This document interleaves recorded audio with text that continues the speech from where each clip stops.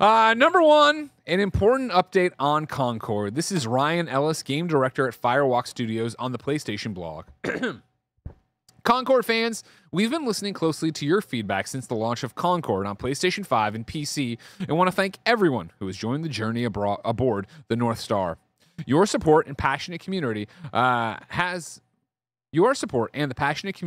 grown around the game has meant the world to us. Right there, as I'm reading this, I'm like, okay, they are forcing free to play already. Yep. That was where I was like, we're about to go. Okay. I assumed that as well. However, while many qualities of the experience resonated with players, we also recognize that other aspects of the game and our initial launch didn't land the way we'd intended.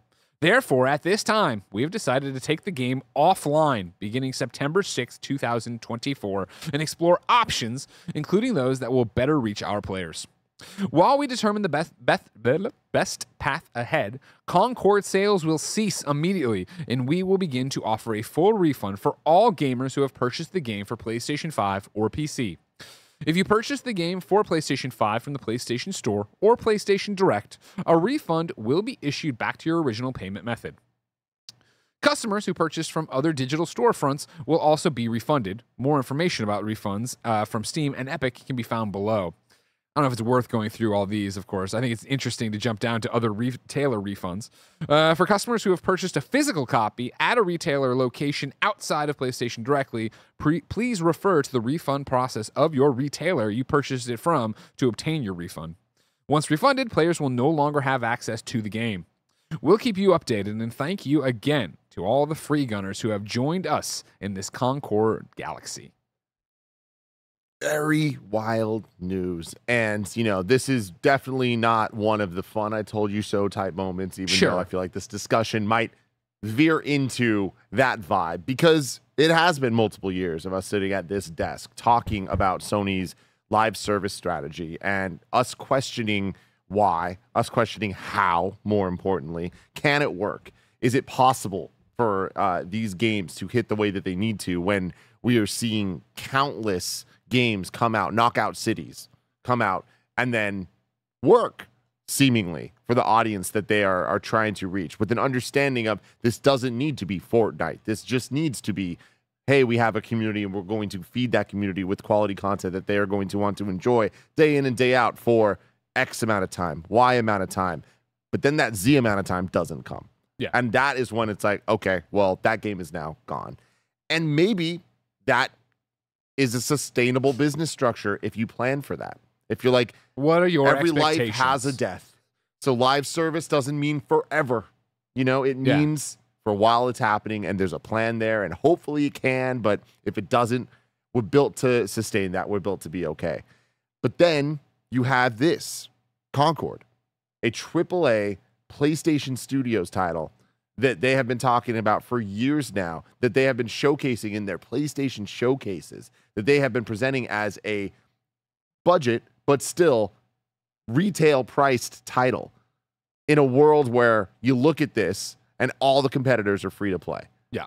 And we look at that and go, well, that's a move. I wonder what the strategy is here. Is this going to work? I don't think it's going to work. And then here we are. It didn't work. You brought it up earlier. First reaction to this news. Oh, they're going to go free to play. It's that simple. It's definitely not. You have to think through the game, the revenue, all that stuff to make that all work. But yes. And will it end there? I'm sure that at this point, that's the goal. They don't want to they can't just walk away from this without horrible ramifications and closures of studios. Of course.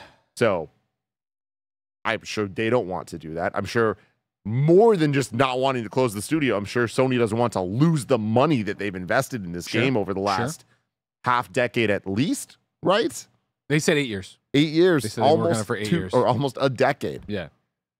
Yeah, I think there's so much to unpack here. I think it starts for me personally with, your heart goes out to Firewalk Studios. These people who worked for 8 years in some capacity on this game finally get this moment, finally get the game out. Again, any game existing is a miracle, let alone actually getting it all the way to being out and having an audience behind it to some degree. And obviously, very small. Just jumping in there. A game that I would say people like. Yeah.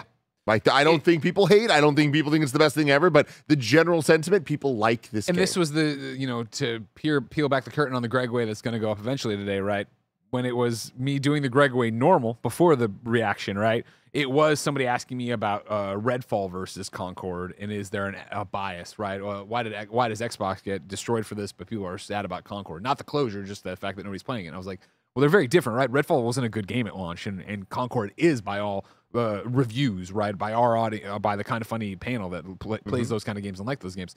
They liked it. It just had a million other issues going on in terms of models and support and marketing and yada, yada, yada. But yeah, to remove from all that, like, this is a team that made a good game. Again, I point my finger at PlayStation on this one, that they were this far off the mark on what the audience wants. I think this is part of them chasing the live service trend. We've talked so much about in these shows, right? From the moment they announced that, and we were all like, that doesn't sound good. That's not what we want. And it wasn't then we're going to make you believe in it. It was, no, we're going to go forward and do it. And then you get here and like, clearly in the run up to the launch of Concord, PlayStation did not believe in this game and did not believe in their own push anymore, which is what when I came in today, the first thing I said to Bless when we started lamenting how crazy this is, I was like, if I'm at Haven Studios right now, I am updating my resume and my LinkedIn, because this is going to fucking chilling effect all the way out Ripples. And to jump back to this, it's the same thing here where you can sit here and say, like, we're looking into this, that, the other, and blah, blah. The Concord does not come back. I think it's tainted fruit. I think it's tainted ground. I think they are going to work on this for a while. And again, you are looking at months, if not years, to getting into a free-to-play system of where it would work, right? And by the time you get there, you're already a punchline. You're already a joke. I don't think you can No Man's Sky this one. Because again, it's not the quality of the game. It's more the fact that, like, they built this a very specific way to go after a specific thing. Yeah. And coming out and being free is not going to lead to, oh, now there's 100,000 concurrents playing it. Yeah. It'll be the same thing of like, oh, that fucking game's back? And some people jump in and be excited for it, and then they'll get mad that there's a battle pass, and they'll get mad that they're getting nickeled and dimed on something. Yeah. And then everybody else is going to be committed to other environments. Like, I think you see in 6 to 8 months, I think you see, hey, we're closing Firewalk Studio. They gave it their all. You know, we tried to salvage it. We couldn't find a model that would work and actually do this. And I mean, I never in my wildest dreams would have predicted 2 fucking weeks for the actual boxed game that has a controller on store shelves. So maybe I'm being way too optimistic with 6 to 8 months on the studio. I don't know, man. Yeah, I come at it from I think a bit more optimistic perspective of what they might be able to do with this. And again, I don't think that what I'm about to say is going to result in them staying around. I always forget this. Firewalk, Fire Sprite. Aloy drinks Sprite. Okay. The Aloy people. So Fire Sprite made the climbing game nobody liked. Gotcha. So I feel like they have options that aren't necessarily going to make them money, but what if they just put the game out for free, just period free, or PlayStation Plus? It's just the thing that's out there. Like, then it's at least there's a goodwill thing there. There's at least some general interest and sentiment. I mean, as we are all crazy and like dealing with something you've just done, this is the goodwill move. What they're doing right now is the goodwill move of, all right, cool. This didn't, and I'm talking about PlayStation, whether you like it or hate it or whatever, and we can get to all their problems and their part in this disaster. But it's the fact that they're like, listen, we see people requesting refunds, and we see people trying to play the game and not having enough people to play with. We will just refund everybody the fucking game. Like, go ahead, take it. And I think going and putting it free to play or just having it out to be out just doesn't help anybody. I think this is a black mark on PlayStation. You know what I mean? Like, talk about living to the extremes this year.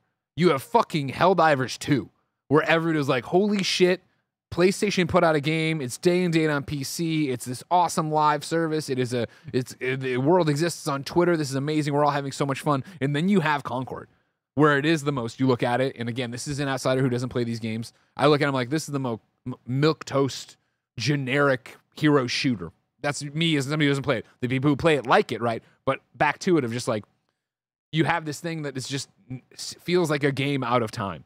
I think even in our review, the guys were talking about this would have done so much better in 2019. Yeah. If you could have done this there, you could have done that. Like, it's, again, PlayStation set, and this is going to make people mad, but stick with me. PlayStation set the bar for what the single-player narrative video game is, right, with first party, whether it be Naughty Dog or...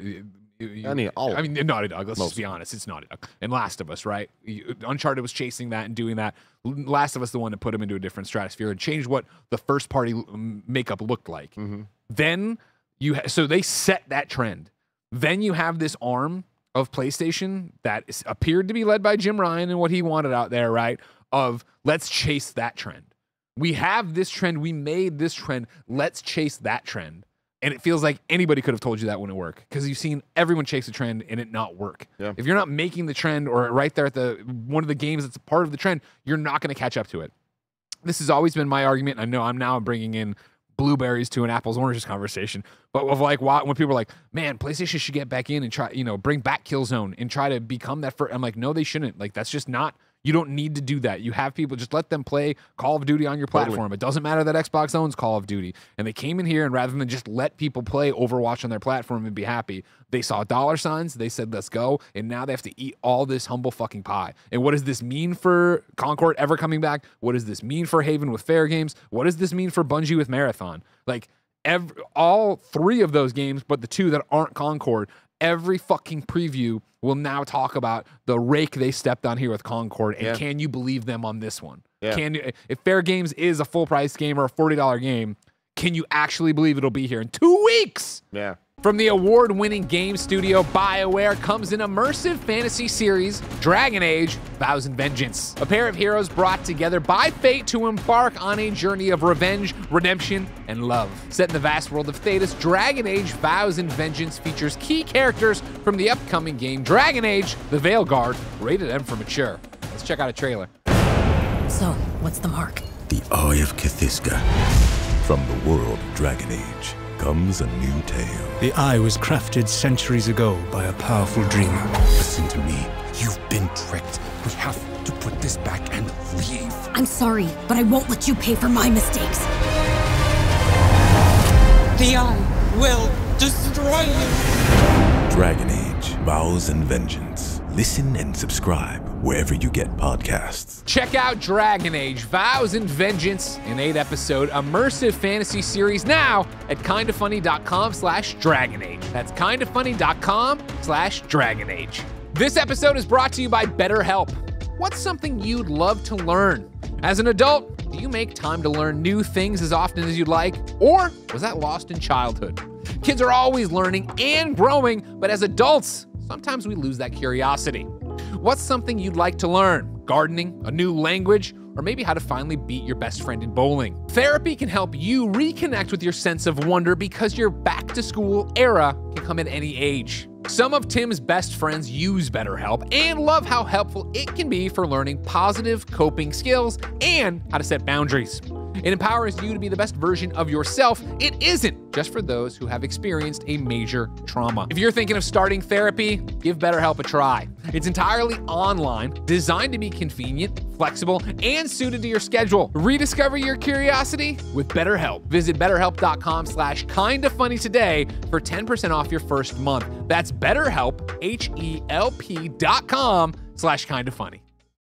Yeah, that's wild. I think that when it comes to the live service, games as a service situation, like the chasing the trend we've seen happen. We've seen failures left and right. Yeah. I think the core of it always goes back to the design of the game and is it good or is it bad? And I feel like they need to stop just chasing the financial plan for the game and start just chasing the like make the game good and then figure out the financial plan on top of that. Yeah. And that's when you see the successes. And sure, it takes a lot of time, but that's Destiny, right? Sure, Destiny was talking about its 10-year plan, 7-year plan, whatever it was back in the day. But it all started with hey, we're just gonna like put out a great product that was full price, and that made sense at that time of the game coming out. But now in this new era where there's proven products that are able to go free to play and then from the jump work, a lot of them IP based, things like Marvel Rivals coming out, right? Yeah. Very, very, very competitive. It's like you can't ignore the fact that even though they're not exactly similar games, it's like there's a lot of interest and that game is good. That game is hyped. That game has characters and a world that millions and millions of people are interested in already. So and free. And it's free. Yeah. So how are you going to compete with that? That's the type of stuff where it's free, it's good. People, they already have everything to then make money from people because people are going to want to pay for all the other things because they're enjoying their time. Making people pay up front, you better have the goods. And I mean, clearly they didn't have enough goods here. There wasn't enough interest to get, because you need the player base for a multiplayer game. So until you know you have that, you're just kind of dead in the water. And I think that's that you look at Helldivers, and I feel like Helldivers is another example of, you know, I don't think anybody could have predicted how successful that game was. And again, we've talked about this a lot. You, somebody that has been a proponent of Helldivers since day one, like the original. Like, you're the only person I ever heard talk about the game. Thank you. And you talked about it a lot. Shout out to Colin. You guys, the Beyond guys. Just making sure. Just making sure. Yes. But you guys loved that shit, and like doing the Let's Plays and all that. And anytime Helldivers 2 was talked about in any state of play or anything, I popped. You would pop, and I would look at it and I would just be like, hey, Greg's getting a sequel to that game he liked. You know what I mean? Like, that was the vibe. And for it to be this thing that is like, I mean, debatably, like, you could say the biggest game of 2024, and sure, people might argue you, but like, there's an argument to be made, right? Yeah. But that all came from, they made the game they wanted to make. And then I feel like the financial plan came, if not after, it came deep enough into the design of what that game is to make sense and for it to work. When you look at these kind of games, and it is like you start to see microtransactions and you're trying to figure out how the jig is up, that we know the corporations look at these kind of games and go, we can make money off of this, right? So then it is this idea of like, well, what came first? Is it chicken or egg kind of thing, right? Was it the idea, did the studio want to make this kind of game, or was it that the publisher wanted to make money and so they went for this kind of thing? Yep. It's just a back and forth that sucks about it. And I still can't get over this of like how crazy this is. Like, I can't you can sit here and say, oh, it makes sense and blah, blah. And it's like, I of course I get that this game was so underplayed, that there was no audience there. I get that. And you have to make a move to think of, again, PlayStation taking this off. Like, it was very much like they crossed the finish line. They got this game out. And again, there have been lots of games that have been published that weren't good and didn't have an audience that stuck around a lot longer than this to try to get it right, to try to do something. Even to, it's just, this is such a brand new case study. And usually we get the case study of, this game isn't what we want it to be, so we're going to let it go until we 2.0 it. Everybody's always ready for Anthem 2.0 or whatever, right? Well, or until we make it free to play and bring back a bunch of people and give the people who paid something. The fact that they're like, no, it's just done, it's gone, and we're refunding everybody. Outrageous. Sorry. I was just gonna ask, like, I guess this has not happened before this way. Like, do you think that this is PlayStation making that choice to be like, this is what we need to do right now in order for this to work going forward? We need to do this. Or do you think this is them just being like, we fucked up and this doesn't work? Like, there's a subtle difference there. I just feel like were they at all prepared for this as an outcome potentially? I mean, them canceling Last of Us Online, I think that's fucking insane to think about. To have this whole plan and to have the big one, the AAA-est of the things, the one that was going to inherently have the biggest audience, the most interest. And we already know that it works because we've played it before. Yeah. We've seen it before. Naughty Dog has a large audience of multiplayer fans, period. They have a the biggest audience of single-player fans that would be willing to jump into the multiplayer side, even though they normally wouldn't be. Because I would have been there. Me too, right? At the very least, to like get the story stuff and all that. Yeah. That wasn't working, and they pulled the plug on it. And then this game they actually put out and pulled the plug so soon. Like, do you think that there was, before launch, any conversation of, if it doesn't hit this, we're going to have to do this? Was there any premeditation to this? That's such a great question. And that's such a fly on the wall. We have to be in Herman's office to really know. I would imagine no. I would think, because again, I can only go off of what we've seen in the industry for so many years, where I really feel like if I was on the other side of PlayStation and I just, with the learnings I've seen, right, and I don't have a business degree, as you all know, it would have been, listen, we've crossed in development the point of no return, where not publishing it, we would lose more money than publishing it, kind of thing. So let's just publish it. Let's get it out there. Let's sell some copies. And then let's get to work on what we're going to do to shock this thing with the 2.0 in 18 months. You know, or whether it is go to free to play, whether it is for season 3, we put it on PlayStation Plus and yada, yada, yada. Like, there were a bunch of different levers in there that you would traditionally think would get pulled. And the fact that they did this, to me, speaks way more to how abysmal the player count is, which we knew. You saw Paul Tassi reporting on it. You saw plenty of other people hypothesizing based on what PlayStation numbers they could glean from it, right? You saw all that.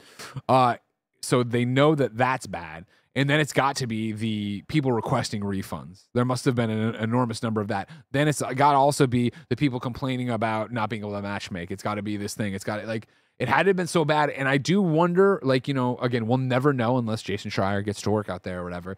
It does feel like the live service push was so Jim Ryan era. Yeah. And so the fact that that era is fucking over, you must imagine that when Herman took the role, he's like, well, yeah, we'll go through and see this through. And then you get here and all it is bad news about it. And you're like, fuck it, pull it. And again, like, I think it's such a complicated story because I don't think there are good and bad guys involved in it, right? There's not a right and wrong in it. So I really do feel canceling the game or shelving the game and refunding everybody is what's good for these players who aren't matchmaking, who aren't doing the thing. You know what I mean? I don't think there's this many people who are like, ride or die Concord is, I love Concord. It was more like, oh, this is enjoyable or whatever. But if you're struggling to find a game, that's at the core problem. So you do that and that's a good move. I don't think you can blame current leadership for these live service choices that previous leadership had made to get us here. You know, we obviously have a million super chats coming through. So thank you so much for wanting to be part of the show. Street Shadow super chat and says, Concord is a failure for Sony, yes, but this also falls on Firewalk since they were building this game prior to Sony buying it. Yes. Yeah, but I don't think we're sitting. I don't think there's a lot of finger pointing to be done right now. Like everyone was talking about this beforehand, right? Firewalk, you know, once it was published, saying, "Hey, it took us 8 years of this," right? Like that, it's an obscenely long time. And the game, we know how fast video games move. I don't want to blame them for this. Yeah, they built a game that I don't think people really wanted right now, and the business model isn't what people really want right now. That's. You take a shot, you go in the market, you do the thing. Usually, that just means you have an underperforming, unsuccessful video game. Yeah. Not that your work is taken down where people can't play it or enjoy it 2 weeks in. Like, that's the part of it. It's like, it's the express nature of this cancellation that is so batshit insane. And again, not insane, like how could they possibly, but it's more than just like, we don't see this. And again, is this now the move? And again, is this now Haven is, they're canceled. You're not doing fair games. We don't want to see this anymore. Is this enough juice for, and again, man, I'm going around with a lot of broad strokes here about inside of PlayStation that I don't know, but is this enough juice where Herman can be like, see, I told you this isn't what people wanted. So now I'm co-CEO. We're canceling the other ones and getting out of that because we don't need this again. Because you can only imagine to then go to the business of what it's doing to the stock and yada, yada, blah, blah, blah, fiscal years and what they're going to have to report. Like, this is just such a fucking quagmire. Yeah, man. Made a controller. They made a controller, which again, if you want to talk about how much PlayStation did not believe in Concord, they didn't even send us the controller. Everybody's getting their Astrobot controller. My Astrobot controller's in the mail right now from PlayStation for, you know, the unboxing of, hey, look at this cool thing, right? Didn't even send out Concord controllers. Like this thing was sentenced to death internally. They made them though. Like yeah, internally. It's a good looking controller. Yeah, for sure. I just, man, it's like this was a PlayStation game. Yeah, they pushed it like a PlayStation game to some extent. Yeah, man.